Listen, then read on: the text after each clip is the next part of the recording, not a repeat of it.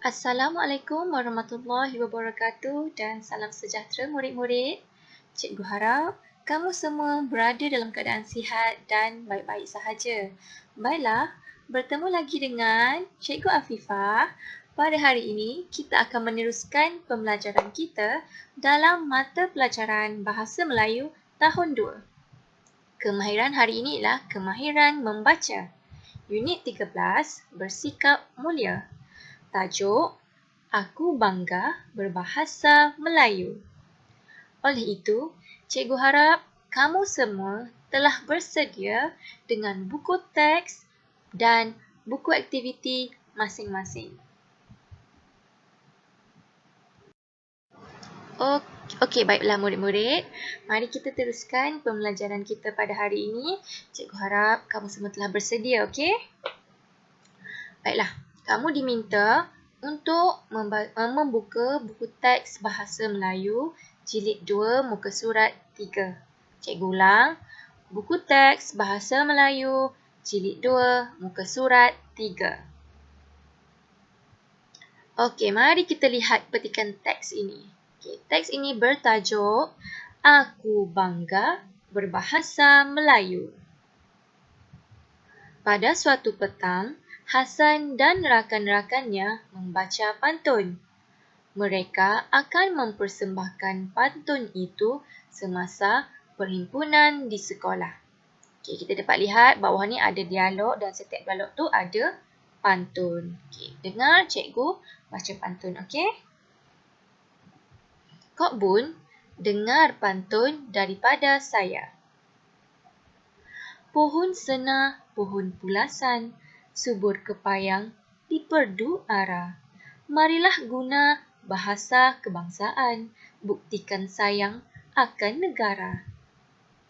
Dengarkan pantun saya pula.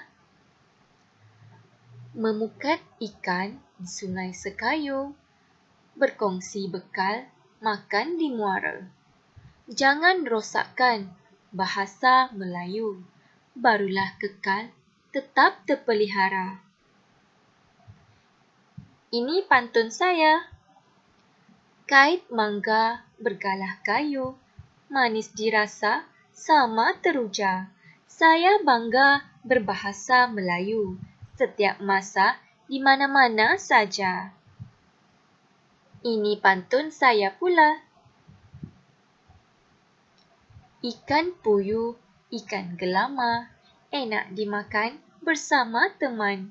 Bahasa Melayu sudahlah lama, terus gunakan sepanjang zaman. Okey, kamu dapat lihat dan dapat dengar cikgu telah membaca pantun dalam petikan ini. Okey, kita sambung. Alice, tolong berikan nilai yang kamu peroleh daripada pantun pertama dan kedua. Siok Ling pula untuk pantun ketiga dan keempat. Alice berkata, nilai pantun pertama ialah bukti kita sayang akan negara jika kita menggunakan bahasa kebangsaan.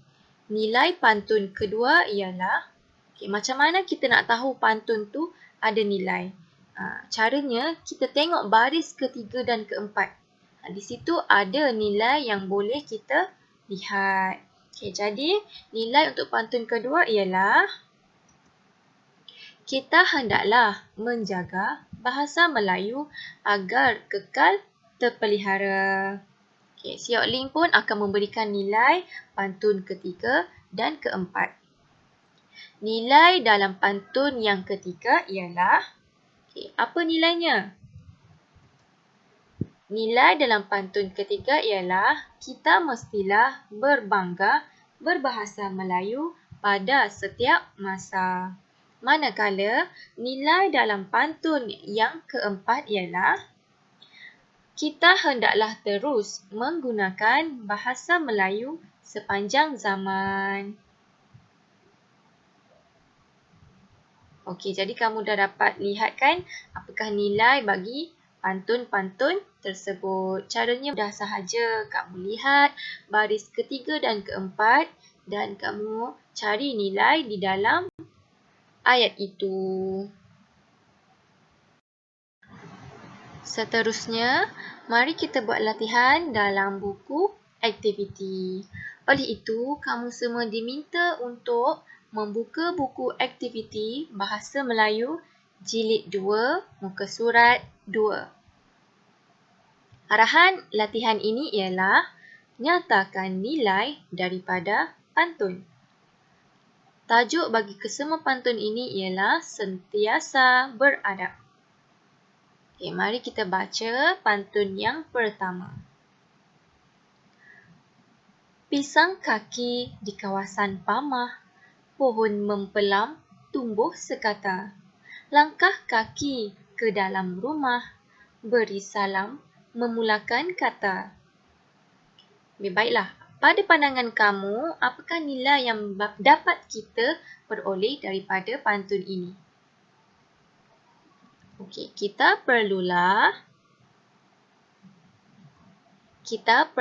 memberi salam sebelum masuk ke dalam rumah. Okey, sebelum kita masuk ke dalam rumah, kita pulang dari mana-mana, pulang dari sekolah ke, pulang dari kedai ke, kita perlulah memberi salam sebelum kita masuk rumah. Okay, pantun yang kedua. Burung pekakar si murai batu di pohon keranji hingga berteman. Kasut dibuka di hadapan pintu, sifat terpuji orang beriman. Okay, nilai daripada pantun ini ialah kita hendaklah membuka kasut sebelum masuk ke dalam rumah. Okay, jika kita dapat lihat dalam pantun tu, baris ketiga tu dia kata kasut dibuka di hadapan pintu. Baris keempat, sifat terpuji orang beriman. Jadi, bila kita buka kasut sebelum masuk rumah, itu adalah nilai yang baik. Nilai yang terpuji. Jadi, kita kenalah buka kasut sebelum masuk ke dalam rumah. Okay, pantun yang ketiga. Buat teratak berbumbung limas, pohon betik di tepi bendang, kasut diletak disusun kemas, sangat cantik mata memandang. Nilai daripada pantun ini ialah kita sewajarnya menyusun kasut di rak yang disediakan supaya lebih kemas dan tersusun. Okay, mari kita lihat baris yang ketiga dan keempat. Kasut diletak disusun kemas, sangat cantik mata memandang. Kalau kita susun kasut kita cantik-cantik dekat rak kasut, agak-agak sedap tak mata kita memandang? Mestilah sedap mata memandang. Kalau kita susun tak cantik, berselerak, kita pun rasa rimas. Oleh itu, nilai yang kita peroleh pantun ini, kita kenalah susun kasut ini cantik-cantik di rak supaya lebih kemas dan tersusun. Okey, baiklah seterusnya, cikgu nak kamu buat latihan yang kedua dalam buku aktiviti ini. Latihan ini buat dalam muka surat 3. Okay, sama saja seperti latihan yang sebelumnya, iaitu nyatakan nilai daripada pantun. Okay, macam mana cara nak buat? Kamu baca pantun itu betul-betul, lihat pembayang dan maksud. Kamu lihat baris ketiga dan keempat. Kamu dapat di situ kamu dapat lihatlah apakah nilai yang boleh kamu tulis di situ. Apakah nilai daripada pantun itu? Kamu baca betul-betul, baru kamu dapat jumpa. Cikgu harap kamu dapat buat latihan ini dengan baik. Baiklah, sampai di sini sahaja sesi pembelajaran kita pada hari ini. Terima kasih murid-murid. Semoga kita bertemu lagi. Bye. Assalamualaikum.